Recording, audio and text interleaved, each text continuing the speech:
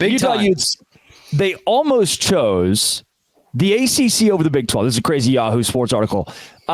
This is from a while ago, too, but it resurfaced this week on Twitter. And they, from Dellinger on August 1st, said that the ACC had seriously engaged in expansion discussions with Arizona, Arizona State, Utah, Cal, and Stanford. And guess where Utah decided to go. And I find it so interesting that Utah fans are bullish about their distaste for the Big 12 in a lot of circles, but the Big 12 was the conference they chose over the ACC. And that was all coming from Colorado's departure from the Pac-12, and Jim Phillips couldn't land them. And now Utah has made his way to the Big 12. And before we talk about the Week 2 matchup with Baylor, which is not a Big 12 game, give me, to me, those who are, the ACC is so much better than the Big 12, even without Clemson, Florida State. Why are schools choosing the Big 12 and not the ACC? Honestly, it's a great question, because at the time when I look at it, before we had really gotten in the mud with everyone's TV deal and everything, and before we had heard, obviously there's been rumors forever about Florida State, Miami, Clemson wanting to be an SEC schools. But I think I will say you've nailed this early on. Before we knew what we knew, it did kind of, the optic was there. Yes, because before what has transpired since then, the ACC had and still have their top end programs. The Big 12 knew they were not going to. Right. And so I don't, obviously it's all about the money at the end. So, the cut and whatever of that.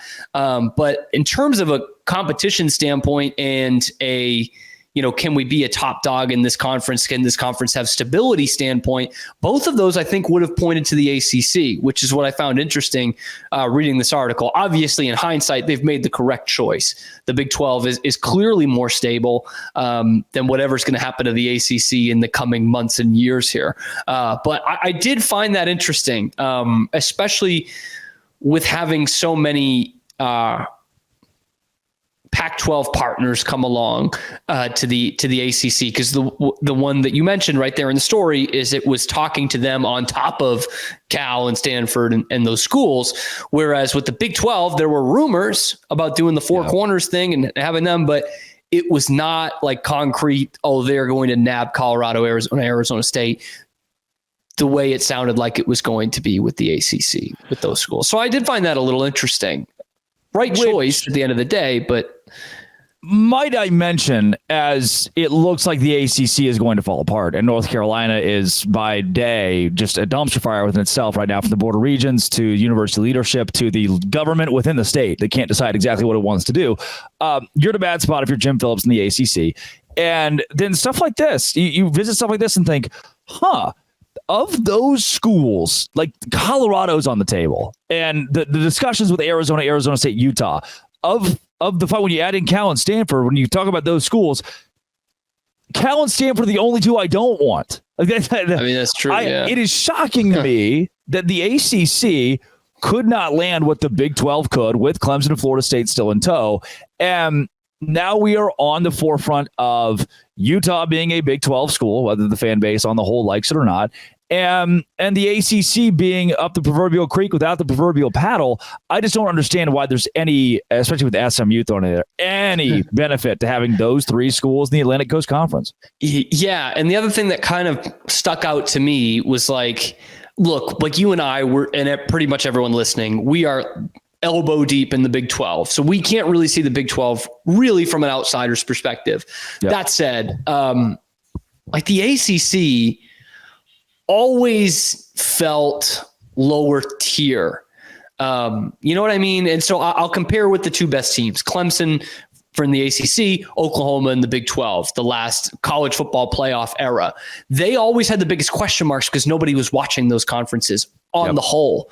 And so it felt like I don't know what the ACC's media deal is, but I know that I didn't watch them a lot. It wasn't in my face a lot the way the SEC and the Big Ten always have been. And so I'm like, I just wonder in these meetings what the red flags were about the ACC, because the ACC flopped on more than just these couple of schools in the Pac-12. True. Like they have tried expansion before. It hasn't worked. And their only good expansion was over 10 years ago now with the Syracuse and the Pitt. But now it's like, what's that giving you?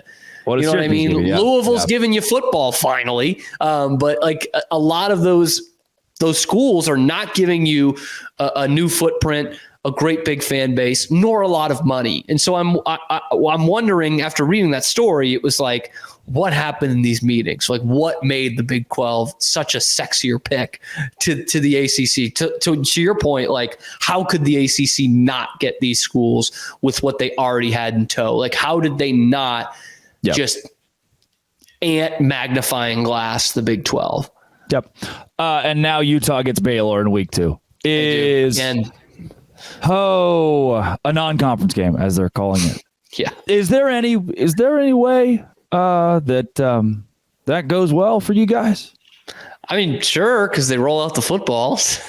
I mean, the way I'm looking right now, I can't. It's gonna be tough. I can't confidently pick Baylor in most games because I just don't know what they're going to roll out and what they're going to look like. I mean, we're talking about a whole bunch of new players, a completely new offense. All the while, a coach who is coaching for his job. Usually that comes along with a new coach, not one who is on his last legs here potentially. I and my co-host on ESPN Central Texas, Matt Mosley, it is called the Matt Mosley Show, have suggested why even play this game? Find a new opponent. Like we know with COVID, 100%. Like you could do that.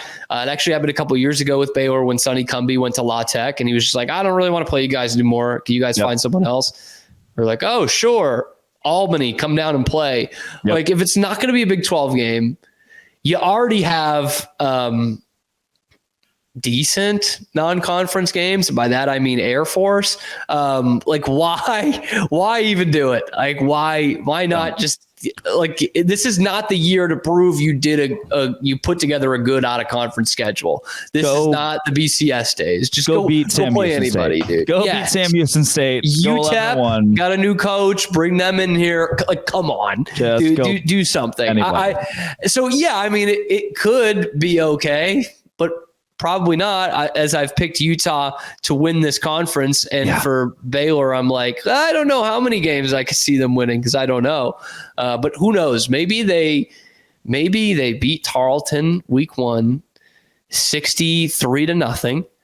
And we're all in again. We're hook, line, and sinker. That way. And maybe Tarleton runs a very similar offense to Cam Rising and Utah. Sure. Yeah. See you, Rice Eccles. Okay. And Utah falters against whoever they play week 1, New Hampshire or something. Bus falls off a cliff pregame. That could tilt things Baylor's direction. Sure, Utah is a dangerous place. Mm-hmm. Mountains there. Coming up, Gary Patterson is going to be a head Division I football coach. This is Locked On Big 12, part of the Locked On Podcast Network, your team every day.